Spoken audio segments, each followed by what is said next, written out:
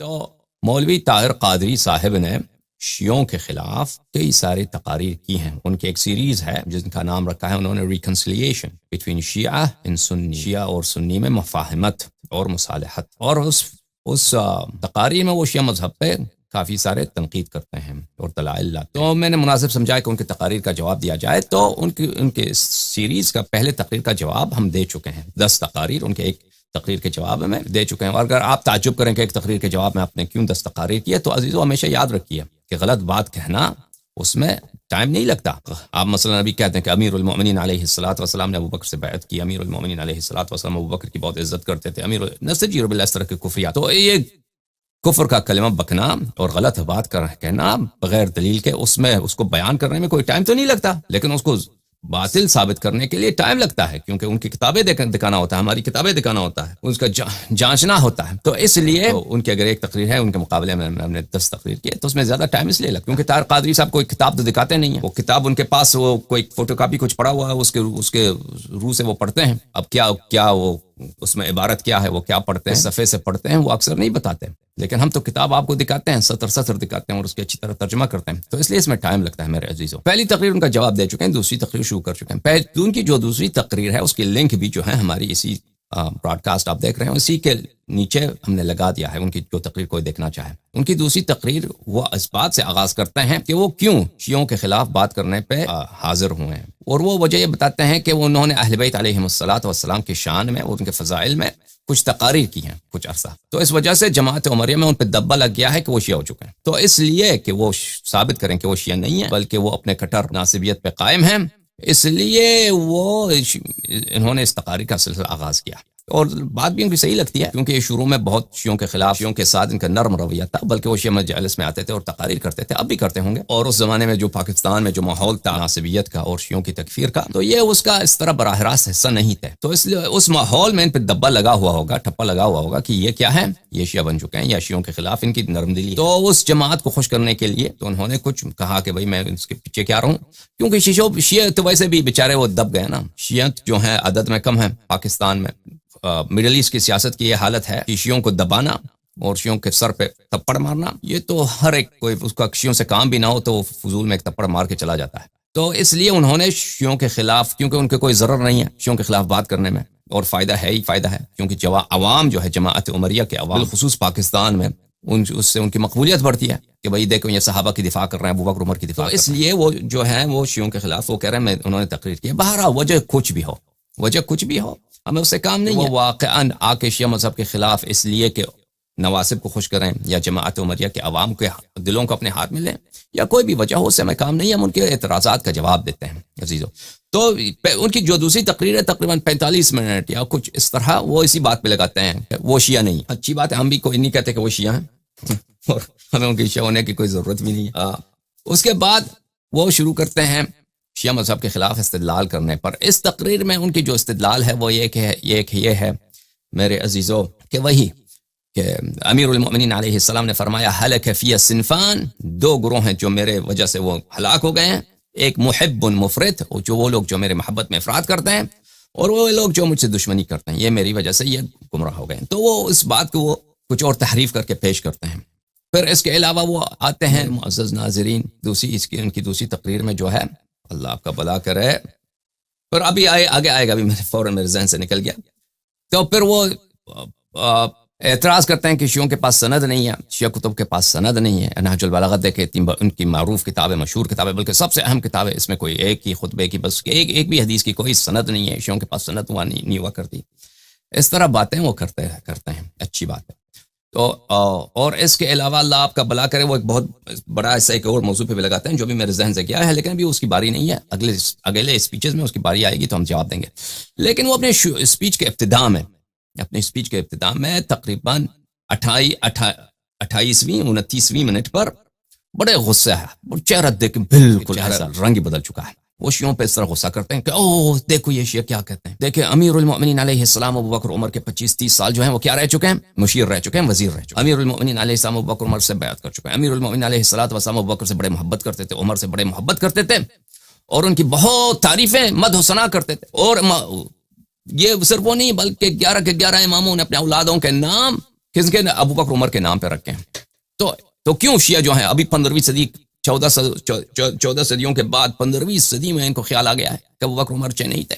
تو یہ ایک اس طرح سے وہ ایک شیعوں پہ بہت پرزور انداز سے ڈانٹ شروع کرتے ہیں میرے عزیز. اور یہ ایک بہت بڑی غلط فہمی ہے بہت عام طور پر جماعت عمریہ میں، ان کے علماء میں، ان کے مقررین میں، ان کے خطباء میں، ان کے مؤلفین میں یہ باتیں کہ اہل بیت علیہم السلام اور بالخصوص امیر المؤمنین علیہ السلام ابو بکر عمر سے بڑے محبت اور ان کی بڑی احترام کرتے تھے. حالانکہ یہ بالکل غلط بات ہے. امیر المؤمنین علیہ السلام نہ ان کی خلافت کو برحق سمجھتے تھے اور نہ ان کے تقوی اور زہد یا علم کی کوئی قدر کرتے تھے، بلکہ میں نے بار بار کہہ دیا اہل بیت علیہ السلام کا اجماع ہے یہ دو غاصب لوگ، یہ یعنی اسلام میں جتنے جرائم بلکہ انسانیت میں جتنے جرائم ہیں ان سب کا اساس انہوں نے رکھا ہے. سمجھ میں آ رہی بات؟ ان سے بڑا مجرم کسی اللہ تعالیٰ نے بنایا ہی نہیں ہے. یہ اہل بیت علیہ السلام کا موقف یہ ہے، لیکن یہ لوگ ان کے ذہن میں کچھ اوہام ہے. انہی اوہام میں سے ایک یہ ہے، ان کی ایک دلیل ہے کہ اہل بیت علیہ السلام نے اپنے اولادوں کے نام ابو بکر عمر کے نام پہ رکھے. تو ان کی بات کو سنتے ہیں، طاہر قادری صاحب کی بات کو سنتے ہیں، پھر اس کی بات کا جواب دیتے ہیں. میرے عزیزوں ملاحظہ فرمائیے طاہر قادری صاحب جو ہیں کہتے کیا ہیں. صدیوں کے بعد مولا علی شیر خدا کی تردید کر رہا ہے، وہ امام زین العابدین کی تردید زین العابدین پلے کرتے ہیں آپ کے لیے. اس پر مولا علی شیر خدا نے بیعت کی ہے، پر جمی بنو ہاشم نے بیعت کی ہے، جن کے وزیر اور مشیر 30 سال تک، پہلے 25 سال تک مولا علی شیر خدا رہے، جن کی تعریف کی ہے مولا علی شیر خدا نے اپنے خطبات میں نہج البلاغہ، جن کی حمد کی ہے، جن کے اوصاف بیان کیے ہیں. کیا کوئی شخص یہ کلیم کرتا ہے کہ وہ مولا علی شیر خدا سے بھی بڑا ایماندار بن گیا ہے؟ کیا کوئی شخص ایسی باتوں کے ذریعے نوجوان نسل کو یہ بتانا چاہتا ہے کہ مولا علی شیر خدا نے جو ان کی تعریف کی وہ بھی غلط ہے؟ اور ہمیں حقیقت پہنچی ہے آج 15 صدیوں کے بعد، وہ مولا علی شیر خدا کی تردید ہے، وہ امام زین العابدین کی تردید کر رہا ہے، وہ امام حسن اور امام حسین کی تردید کر رہا ہے، وہ امام محمد الباقر کی تردید و تکذیب کر رہا ہے، وہ امام جعفر صاحب. میرے معزز ناظرین، انہوں نے کچھ جملے کہے ہیں، ان کے جملوں کا میں اشارہ کر دوں. آپ نے سنا، کہتے ہیں کہ امیر المؤمنین علیہ السلام نے ابو بکر عمر کی بیعت کی ہے، پورے بنی ہاشم نے ان کی بیعت کی ہے، ابو بکر عمر کی بیعت کی ہے، اور 25-30 سال تک وہ وزیر و مشیر رہے ہیں ابو بکر عمر. اور پھر فرماتے ہیں کہ نہج البلاغہ میں انہوں نے ابو بکر عمر کی تعریف کی ہے. یہ سب جھوٹ ہے، یہ سب جملے ان کے جھوٹ ہیں، جھوٹ کذب. انہوں نے خود کہا تھا کہ میں ہر بات کو شیعہ کتب سے ثابت کروں گا. تو ہم سے ان سے مطالبہ کرتے ہیں. ادعا کرنا تو بہت آسان کام ہے بھائی. کوئی بھی بیٹھ کے ممبر پہ یا کسی کمرے میں بیٹھ کے ویڈیو بنا سکتا ہے اور ادعا کر سکتا ہے کہ بھائی فلان مطلب ہاں مثلا میں ادعا کروں کہ میں آپ میں نبی ہوں، میں ادعا کر سکتا ہوں. آپ دلیل مانگے نا تو شرمندہ ہو جائے گا بندہ. ادعا تو سبھی کر سکتا ہے، ادعا کرنا تو آسان ہے، مفت ہے، اس میں کیا خرچ لگتا ہے. آپ جو ادعا کر رہے ہیں کہ امیر المؤمنین علیہ السلام نے ابو بکر عمر کی بیعت کی ہے تو دلیل لے کے آؤ. ہم آپ سے مطالبہ کرتے ہیں، آپ آگے جا کر شاید یہ دلیل لے کے آئیں. جب دلیل لے کے آئیں گے ہم آپ کو دکھائیں گے کہ ان کے پاس کوئی دلیل نہیں ہے، کوئی دلیل نہیں ہے کہ امیر المؤمنین علیہ السلام نے ابو بکر عمر کی بیعت کیا. اور بلکہ ابو بکر عمر کی تو بیعت ہی نہیں ہوئی، عمر و عثمان کی بیعت ہی نہیں ہوا، وہ تو اور طریقے سے خلافت میں آ گئے. صرف ابو بکر کی بیعت ہوئی تھی، لیکن امیر المؤمنین علیہ السلام کی کوئی بیعت نہیں ہے. بنی ہاشم کی بھی جو بیعت ہے ان کے اپنی کتب میں موجود ہے کہ بنی ہاشم نے مجبوری میں بیعت کی تھی، وہ کوئی رغبت سے بیعت نہیں کیا تھا. بہرحال اور بنی ہاشم ہمارے نزدیک کوئی وہ معصوم بھی نہیں ہے. بنی ہاشم میں بہت سارے ہیں جو تاریخی طور پر اہل بیت علیہ السلام کے دشمن رہے ہیں، بلکہ ان کے قاتل رہے ہیں. بنی عباس سب بنو ہاشم میں سے تھے. سادات بنی حسن جو اہل بیت علیہ السلام سے بہت مخالفت کرتے تھے اور بہت انہوں نے دشمنی کی ہے اور امامت کا دعویٰ کیا تھا کفر و الحاد کے ساتھ، بلکہ امامت کا دعویٰ کفر و الحاد ہی ہوا ہے نا عزیزو. یہ ائمہ زیدیہ جو تھے اکثر سادات بنی حسن سے تھے، تو یہ سب یہ بنی ہاشم میں سے بلکہ علوی ہیں، فاطمی. پھر یہ ادعا کرتے ہیں کہ امیر المؤمنین علیہ السلام ابو بکر عمر کے کیا رہے ہیں عزیزو؟ ابو بکر اور عمر کے مشیر رہے ہیں.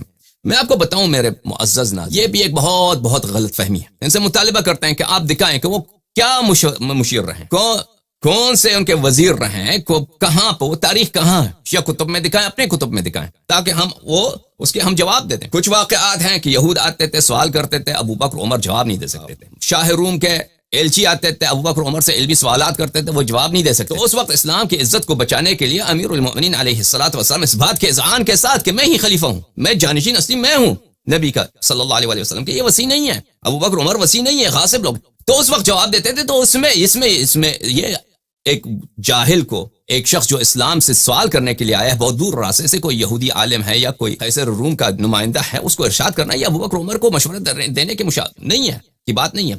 یا ایک اور واقعہ ہے بہت معروف و مشہور کہ جب ایران کے ساتھ جنگ ہوا تھا، فارس کے ساتھ جنگ ہوا تھا، تو عمار یاسر نے خط بھیجا تھا ایران کے بارڈر سے کہ یہاں پہ ایرانیوں کا بہت بڑا لشکر آیا ہے، وہ ہم پہ حملہ کریں گے. تو وہ تاریخ میں موجود ہے، میں آپ کو دکھاؤں گا جب یہ بات کریں گے نا مشورہ دینے، اس وقت میں آپ کو دکھاؤں گا کہ اب جو خط جب آیا عمر کے پاس، عمر نے خط پڑھا تو اس کے دانت جو ہے نا، اس کے ازراس بولتے ہیں عربی زبان میں، جبڑا چوک ہے نا اسلام آباد میں جبڑا چوک، جبڑا کس کو بولتے ہیں؟ جاز، انگلش میں بولتے ہیں جاز، اردو زبان میں جبڑا بولتے ہیں. یہ جس وہ عضو ہوتا ہے دہن میں، منہ میں، جس پہ دانت ہوتے ہیں.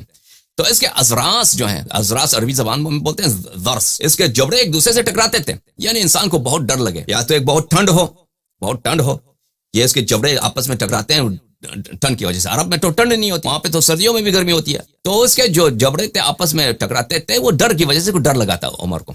تو امیر المؤمنین علیہ السلام نے اس وقت عمر کو مشورہ دیا تھا کہ تو جو ہے نا، تو ایرانیوں کے جنگ میں جائے گا تو فرار کر دے گا. اس وقت جب تو خلیفہ ہے، جب تو فرار کرے گا تو پھر ایران اس وقت تو سپر پاور تھا. ہم یہ بات اس لیے نہیں کہتے کہ ہمیں ایران سے محبت ہے. دیکھیں عزیزو، ہمیں محبت ہے اہل بیت طاہرین علیہم السلام. ہم اگر موجودہ دور کے ایرانیوں کو اچھا سمجھتے ہیں، اپنے بھائی سمجھتے ہیں، اس لیے کہ وہاں پہ شیعہ رہتے ہیں، ہمارے بھائی رہتے ہیں، اور بہت سارے ایرانی جو بے دین بھی ہیں. ہمیں نہ یہ قومیت سے کام ہے، نہ ہمیں ایران سے محبت ہے، نہ ایران سے دشمنی ہے، اور نہ ہی ہم اپنے ملک سے اتنی بڑی وفاداری ہے. ہماری ساری وفاداری ہے کس سے؟ ساری وفاداری ہے دین خدا سے. ہم اہل بیت علیہم السلام سے جو ہم نے وفاداری کا اعلان کیا، ہم پہلے غلام ہیں اہل بیت علیہم السلام میں، اور آخر بھی غلام ہیں اہل بیت علیہم. ہم اس یہ جملے کیوں کہتے ہیں یہ جملے؟ کیونکہ اس عرب زبان میں جو وہابیت کے جماعت عمریہ کے جو مبلغین ہیں، وہ کہتے ہیں کہ تم عمر سے اس لیے دشمنی کرتے ہو کہ عمر نے ایران کو فتح کیا. پہلی بات ہے کہ عمر نے ایران فتح نہیں کیا ہے.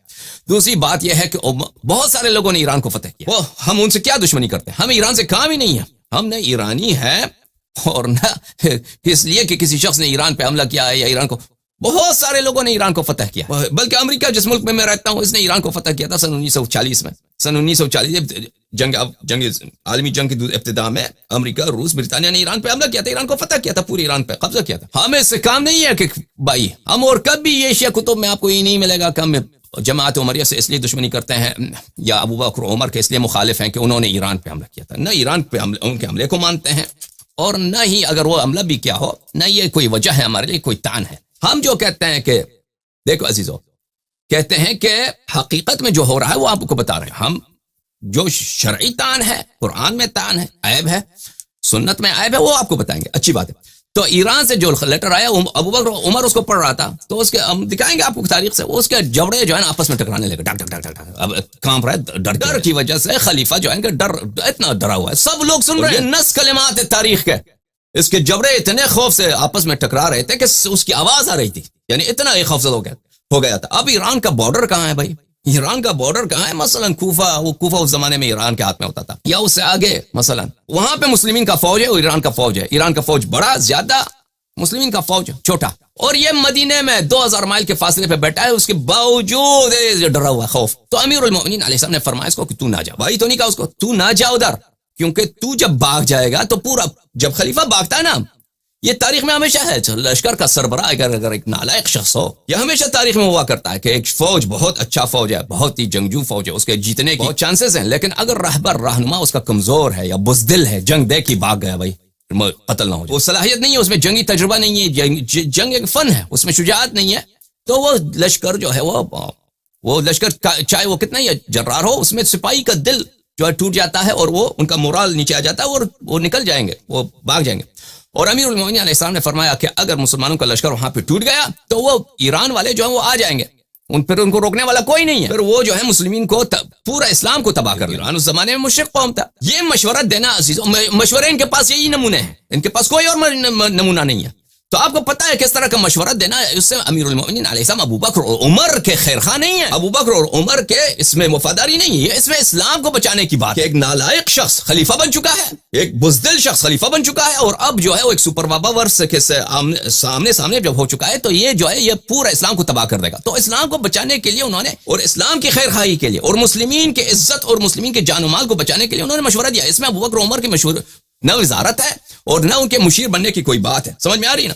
اور پھر مولوی طاہر قادری کہتے ہیں کہ امیر المؤمنین علیہ السلام نے جا نہج البلاغہ میں ابو بکر عمر کی ہر جگہ انہوں نے ابو بکر عمر کی مدح و ثنا کی. یہ بھی ایک جھوٹ ہے میرے. میں آپ کو ایک سنہری آپ کو ایک قاعدہ بتاؤں یہ قاعدہ آپ کو ہر جگہ کام آ جائے گا. دیکھو عزیزو کہ یہ جو مخالفین کا مذہب ہے یہ ہر لحاظ سے باطل ہے. یعنی جس بھی مسئلے پر یہ مذہب حقہ کے خلاف ان کا کوئی عقیدہ ہے، کوئی رائے ہے، کوئی عمل، یعنی اگر مذہب حقہ کے یہ موافق ہیں تو وہ بات صحیح ہے. کوئی بھی مسئلے پہ ہمارے ساتھ ہیں، ہم فکر ہیں. مثلا قرآن اللہ کا کلام ہے، یہ مسئلہ کعبہ جو ہے قبلہ ہے، رسول اللہ صلی اللہ علیہ وسلم اللہ کی جانب سے رسول ہے. ان مسائل پہ یہ حق ہے. لیکن جو بھی اختلافی مسئلہ ہے ہمارے ساتھ اور یہ ہمارے مذہب کے متبادل کوئی رائے رکھتے ہیں تو عزیزو یاد رکھو کہ یہ ان کا مذہب جو ہے اس کا اساس جھوٹ پر ہے. اور جھوٹ بھی ایسے جھوٹ کہ وہ اس کو کھول دیں تو اس کو کچھ کنگال دیں تو اس سے کفر ہی نظر آتا ہے. اور یہ میں بات یہ نہیں کہہ رہا کہ میں بغیر تحقیق میرا تو کام یہی ہے کہ ان مسائل پہ تحقیق کرتے ہوئے. اور ان کے آپ کو پتہ ہے کہ پورے عالم اسلام میں، پوری ورلڈ میں English speaking, Arabic speaking, Persian speaking, میں نے ان کا بزرگوں کو بار بار دعوت کی کہ وہ محاورہ کرتے ہیں، مکالمہ کرتے ہیں، مناظرہ کرتے ہیں. شرائط رکھو. ہم بات کرتے ہیں خلافی باتوں پر تو ان میں جرأت نہیں ہے، کیونکہ وہ ہمارے تقریرات کو دیکھتے ہیں، کیونکہ وہ ہمارے تحقیقات کو دیکھتے ہیں، تو پر ان کو جرأت نہیں ہوتی کہ وہ ہم سے آ کے گفتگو کر لیں. تو عزیزو ان کے مذہب کا جو اساس ہے غصب حق امیر المؤمنین علیہ الصلوۃ والسلام، وہ مسند جس پہ اللہ نے امیر المؤمنین علیہ السلام کو نصب کیا ہے، جس پہ رسول اللہ صلی اللہ علیہ وآلہ وسلم نے جبرائیل کے واسطے جو پیغام آیا ہے اللہ کی جانب سے، اس کے بدولت ان کو امیر اور ان کو رئیس اور ان کو امام اور ان کو قائد اور ان کو پیشوا تعین فرمایا ہے. اس کو ایک نالائق جو دانے کا، اب میں کیا کہوں، اس کو دیا ہے. تو یہ در اساس یہ کفر ہے. ان کے مذہب کا اساس جھوٹ اور کفر اور تکفیر باللہ اور تکفیر بالرسول صلی اللہ علیہ وسلم پر ہے. ان کا جو مذہب کا اساس ہے. اس لیے ان کے جہاں بھی ہم سے مخالفت کرتے ہیں ان کے پاس کوئی دلیل نہیں ہو، جھوٹ کے علاوہ اور کذب کے علاوہ اور عزیزو کفریات کے علاوہ ان کے پاس کوئی نہیں. اب دیکھیں یہ مولوی ہے طاہر قادری، اس کا چہرہ دیکھیں، داڑھی دیکھیں، ٹوپی دیکھیں، یہ اپنے آپ کو کیا کہتا ہے؟ شیخ الاسلام. ٹھیک ہے نا، کہتا ہے میں شیخ الاسلام ہوں، شیخ الاسلام پروفیسر ڈاکٹر طاہر قادری. اب یہ جب بھی یہ میں اب اس نے بہت تحقیقی تقاریر کی ہیں. اس کے تقاریر جو ہیں جماعت عمریہ میں شیعوں کے مذہب کے خلاف تقاریر تو بہت ہیں. سپاہی صحابہ کا جب سے شروع ہوا تو اس سے پہلے احسان الہی ظہیر کے زمانے سے لے کر آج تک تقریریں تو بہت ہوتی ہیں. شاید سب سے زیادہ جو تحقیقی تقریر کی ہو، مجھے تو سب کا تو نہیں معلوم، مجھے دور سے یہی لگتا ہے کہ شاید طاہر قادری نے سب سے تحقیق. لیکن اس کے پاس ایک بھی دلیل نہیں ہے مذہب شیعہ کے خلاف. اس نے کتابیں بہت کنگالی ہیں، یا اس کے لیے کنگالا گیا ہے دوسروں نے. ایسا تو بھی ہوتا ہے نا کہ دوسرے ریسرچ کرتے ہیں، اس کو دیتے ہوں گے کہ تو آ کے اس مطالب کو بیان. تحقیق اس کا اپنا ہو، کسی کا بھی ہو، اس کے پاس دلیل ایک بھی نہیں. اب دیکھیں ٹوپی اس کے پاس ہے، ٹوپی لگا کر اور داڑھی اس کی سفید، کہتا ہے کہ میں نے اتنی کتابیں لکھی ہیں، یہ کیا ہے، وہ کیا ہے، تقاریر کی وغیرہ وغیرہ وغیرہ. ادعا کیا ہے اس کا کہ امیر المؤمنین علیہ السلام نے ہر جگہ نہج البلاغہ میں یا بار بار نہج البلاغہ میں ابو بکر عمر کی تعریف کی ہے. اس کے پاس ایک فقرہ بھی نہیں ہے نہج البلاغہ میں کہ سید المسلمین امیر المؤمنین علیہ السلام نے ابو بکر اور عمر کی تعریف کی یا مجد ثنا کی. یہ سب جھوٹی باتیں ہیں میرے عزیزو. یہ شخص یا جہالت کے بنا پر، اور اغلب مجھے یہی لگتا ہے کہ جہالت کے بنا پر، کیونکہ اس کو نہیں معلوم. یہ اسی تقریر کے ابتداء میں طاہر قادری صاحب تقریر کے ابتداء میں وہ علماء کو ڈانٹتے ہیں، شیعہ علماء اور مخالفین کے علماء کو ڈانٹتے ہیں کہ آپ لوگوں کو ایک دوسرے مذاہب کا علم نہیں ہے، جیسے ان کو علم ہے. جیسے ایسا لگتا ہے کہ وہ خود یہ زعم رکھتے ہیں، یہ گمان رکھتے ہیں، یہ ادعا ہے ان کا کہ ان کو خود عمری مذہب کا بھی علم ہے اور جماعت مخالفین کے مذہب کا بھی. اور دوسروں کو ڈانٹتے ہیں کہ تم نے جو ہے دوسری مذاہب کے کتب کو نہیں پڑھا ہے.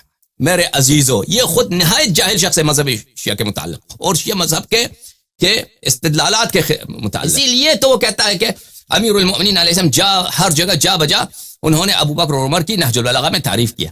ابھی جو ہے اس تقاریر، کیونکہ اس کی لمبی ہیں، 20 کے قریب تقریر ہیں، 20-22 تقاریر ہیں ان کے، تو اس کے اسنا میں اس کے دوران آئے گا، ان تقاریر کے دوران، کہ یہ شخص مختلف فقرات لے کے آئے گا نہج البلاغہ سے کہ اس میں امیر المؤمنین علیہ السلام نے ابو بکر عمر کی تعریف کی. پھر ہم اس کے متعلق بات کریں گے، جواب دیں گے ان کی باتوں کا. سمجھ میں آ رہی بات آپ کو؟